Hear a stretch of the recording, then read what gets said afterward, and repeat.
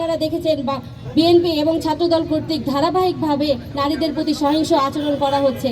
এর বিরুদ্ধে আমাদের অবস্থান আমরা স্পষ্ট করতে চাই এবং সংশ্লিষ্ট সবাইকে স্পষ্টভাবে সতর্ক করে দিতে চাই।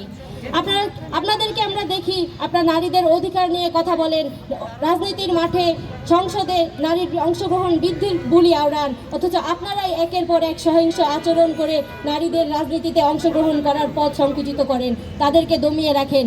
তাহলে নারীদের অধিকার দিয়ে আপনাদের দেয়া জ্বালাময়ী বক্তব্যকে কি আমরা নির্বাচনের আগে শুধুই ফাঁকা আওয়াজ হিসেবে ধরে নিব? নিজের দলের কর্মীদের সন্ত্রাসমূলক আচরণ, সহিংসতা এবং নিপীড়নের বিরুদ্ধে দলের কর্মীদের প্রতি আপনারা কোনো পদক্ষেপ তো নেনই না। এখানে আপনাদের কোনো ধরনের কোনো মিছিল বা বিক্ষোভ করতে দেখা যায় না। দায়িত্বশীল পর্যায় থেকে কোনো ধরনের বিবৃতি দেওয়া তো দূরে থাক, আপনারা ক্ষমা পর্যন্ত চান না। এই ধরনের আচরণ আমরা আগে দেখেছি। ফ্যাসিবাদের রাষ্ট্রের আচরণ এই ধরনের আচরণ, পেশি শক্তি দেখিয়ে, ভয় দেখিয়ে আপনারা নারীদের অধিকার হরণ করতে চান, যা ফ্যাসিবাদের সুস্পষ্ট বৈশিষ্ট্য। এই ফ্যাসিবাদের পরিণতি কি হয় তা জানতে আমাদের খুব বেশি আগে যেতে হবে না।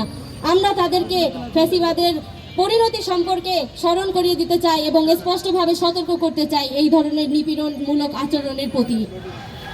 আমরা অবিলম্বে নারী নির্যাতন এবং নারী নিপীড়নের বিরুদ্ধে যারা সংশ্লিষ্ট তাদের সবার দৃষ্টান্তমূলক শাস্তির দাবি জানাই এবং রাজনীতিতে নারীদের নিরাপত্তা নিশ্চিতকরণের পাশাপাশি নারীর প্রতি যে কোনো ধরনের অবমাননাকর আচরণ এবং তাদের প্রতি কোনো ধরনের নিপীড়নের প্রতি আমরা আমাদের কঠোর শাস্তি করার দাবি জানাচ্ছি এবং নারীর মর্যাদায় রক্ষায় আমাদের লড়াই চলবে ইনশাআল্লাহ।